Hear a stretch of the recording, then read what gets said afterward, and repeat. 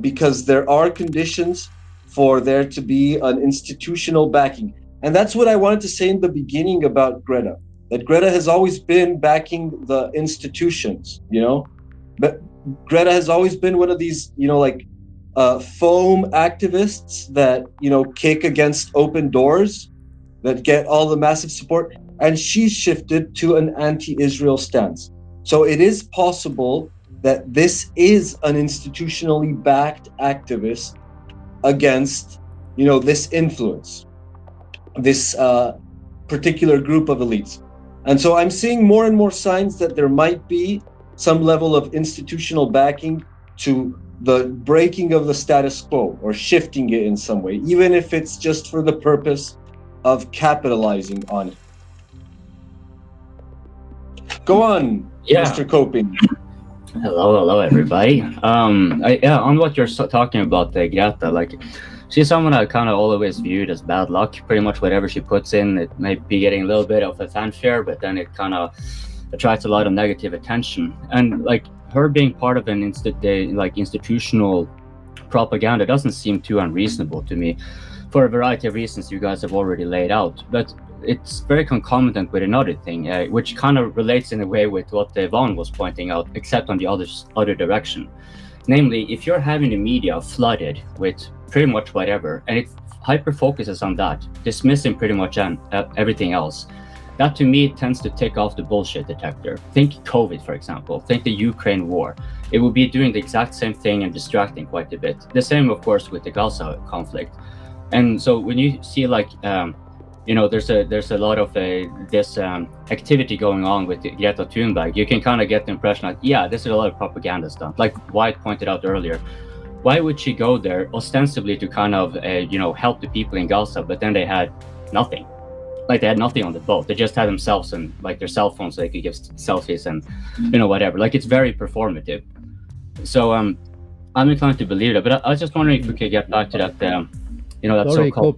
Sorry, Coping, just short question. What is the problem in that it was just for the show? But obviously it was just for the show. But what is the problem in that? No, not any problem in that. It's just the kind of what Gabriel's point of, institutional backing and, trying to, push forward whatever. And whether it is the narrative itself or if the narrative is a distraction, that's, of course, maybe debatable. But so because there's a lot of performative things going on, I'm pretty sure everyone can see that. And that's where I'm kind of want to get into this peace plan, because there was a thing I noticed. Who was not there? Like, who was not discussing it? Of course, Hamas was not there to set the terms in the first round, and now they're kind of like maybe pushing back a little bit. But notably, the EU and the UN were not party, right? So the EU have kind of had several states now going in with the recognition of Palestine, but at the same time making it very clear they will not accept the Palestinian state with Hamas having any role, right? So that kind of explains why they're out there. But then one must ask, what was the point of expanding that level of political capital? Now, for most people, it seems that the impression is that because of internal domestic catering, the maneuvering, basically, to get but like if you look at Starmer in particular, like there's so much shit going on in the UK. He's getting so much flack, and many people there suspect that one of the reasons that he went for the recognition of Palestine was performative. Now, this is actually dangerous for the Palestine movement. Like, for example, if you look at this thing with Hamas was given a deal now, ostensibly by Trump, which they cannot really accept because it's a complete surrender. Like, they disarm and disband and whatever. So, I mean, I would be very surprised if that doesn't fall apart, basically.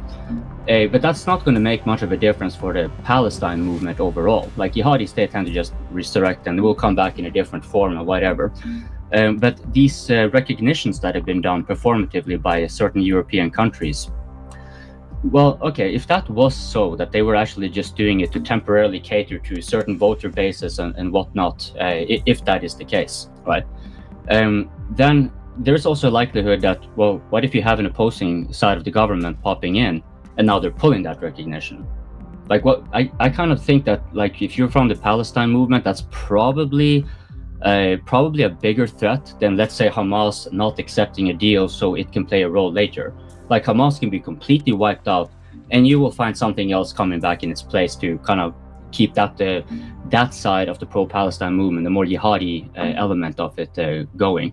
So I was just wondering what you guys think about that, with the Europeans having gone in for recognition of Palestine, yet not having any role in these negotiations, not having, Tony Blair was supposed to be some sort of like prime minister in Gaza, which just sounds absolutely fucking ridiculous. But like, apart from that, like, the governments themselves were not actually involved in these negotiations. So, like, how do you view that? Like, because if it was the case, and I'm not really sure, but if it was the case that they actually maybe they didn't want to show up to negotiate because they didn't want to get bombed. The negotiations weren't done exactly in Gaza or anything like that. So, right? And if they made a recognition, like, they would probably have a say. Like, that's what I would kind of imagine. That's why they would do it. Otherwise, it's like, why would you do something that you haven't done for the last few decades? And the situation on the ground, the reason they haven't done it, nothing has fundamentally changed. Like, the reason for not recognizing Palestine earlier is still the same now, right?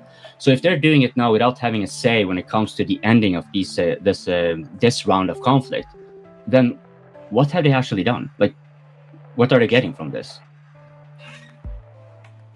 Well, by, like, if we stop coping for a while, the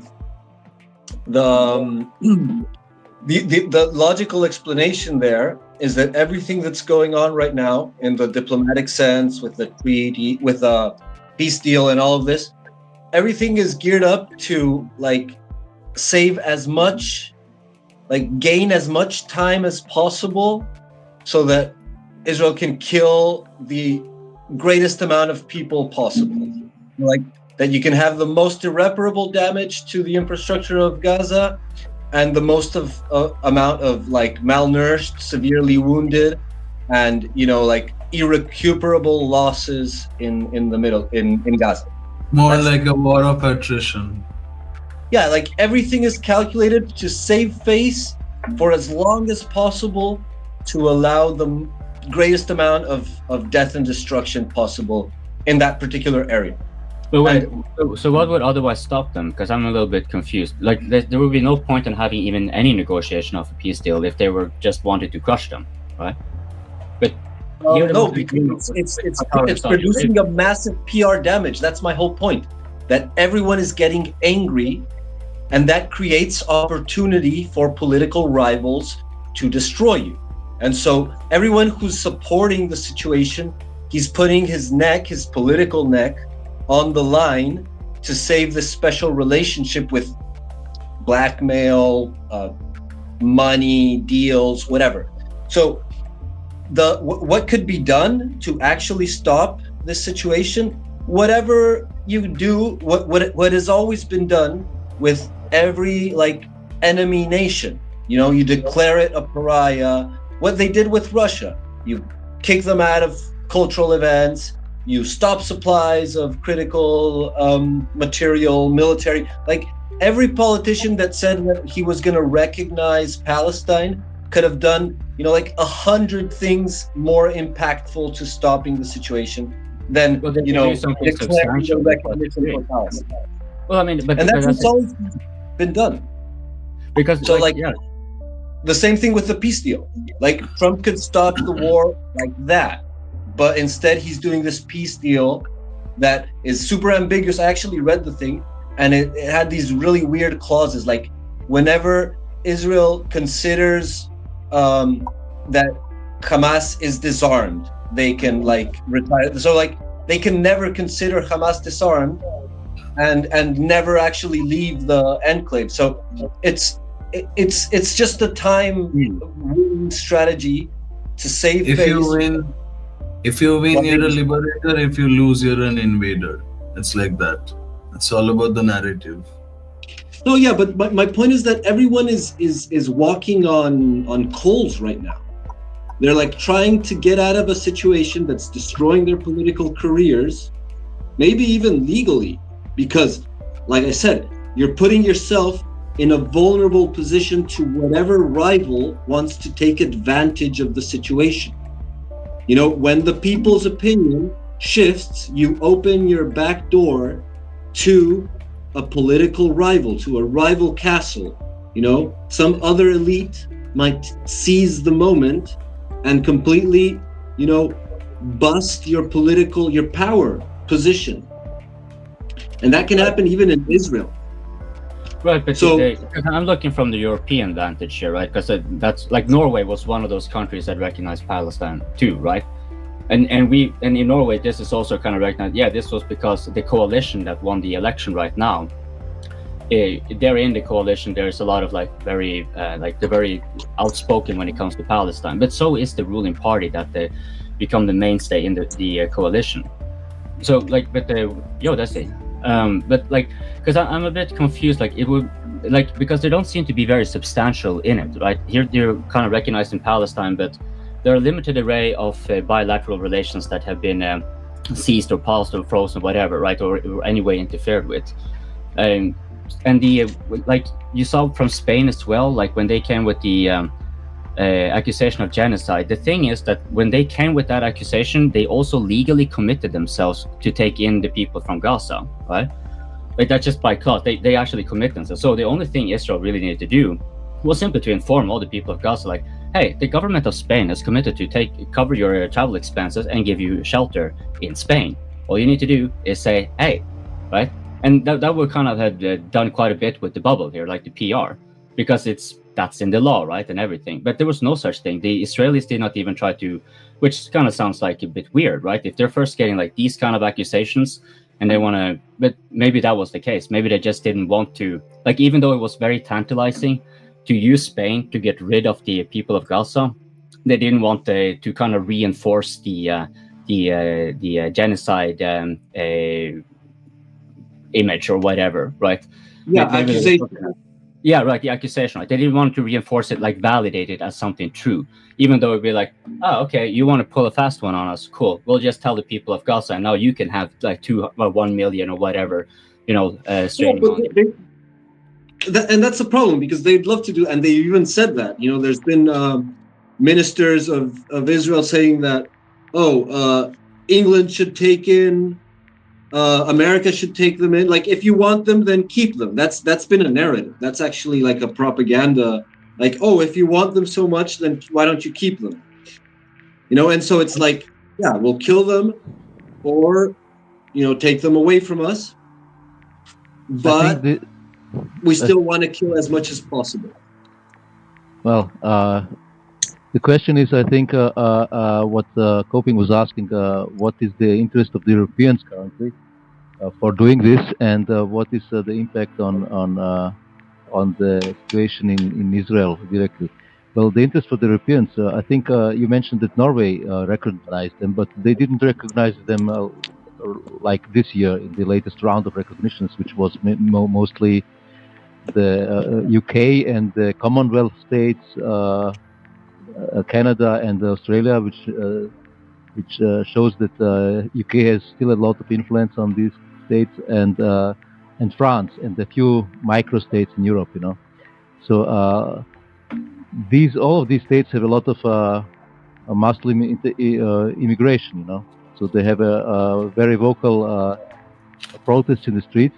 So there you have your argument why they are doing it. Because that was in my how it opinion, was told. Many that I came across, they would say like, no, the reason they would do this is because of the Muslim population domestically, and they're trying to cater for them for the political maneuvering. That's what I've gotten from like most like outlets I've tried to look through. Yeah, but then there is the point that I think the creation of Israel in this time frame, all these states in the Middle East, was a lot I think done by the UK, by influence of UK, all of the Middle East. So they might still have some, behind all the scenes and this, obvious argument that they have a Muslim population, a large one. They might have other reasons as well, to influence the situation there further. Then the point that he was asking, how will it influence the situation in Israel. All these states recognizing Palestine. I don't see them doing really a lot, apart from doing the recognition. So the situation will not change because the recognition of Palestine is, I think, mostly world overdone, except United States, the German-speaking part of Europe, and the Benelux states, and Finland, and all of the other states have recognized Palestine already. So and nothing changed. Most significantly, the Commonwealth countries, Canada, Britain, and Australia, which are like 100%. So that's the most significant part. That these three Commonwealth nations, they recognize them, against the USA's will, which is completely unprecedented. It's bizarre.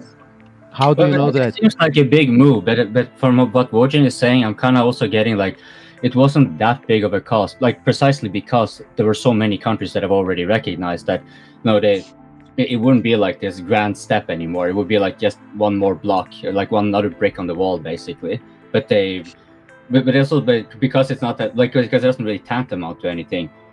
If this is used for political play and maneuvering, which again, if this is the Muslim demographic, well, what if you have the anti-immigrant party coming into play, and then we'll say like, okay, well, fuck you, then we're just going to pull back the recognition. Like, this seems to me like a more dangerous thing for the Palestine movement, because if you have a snowball effect in the like anything that stops it or goes in the other direction, this is dangerous for Israel too, of course. Like, if any country start pulling back the recognition, that sets a precedence, right? The recognition of Palestine was no longer a new precedence, but well, yeah, Wojin. I hope you don't mind if I go to another topic, because Nunya is here for an hour or more and he hasn't said a word. I have seen that he has put up a video with Bradley, I think, that was concerning Moldova. And let's do that. Yes, shout out hell in a handbasket, folks watching. Yeah, so give us your insight. What about that? You're asking me? Yes. Well, it's par for the course, right? Like, that's what the EU has been doing the last several months / years, but really the last several months in particular, we look at what's going on in Georgia.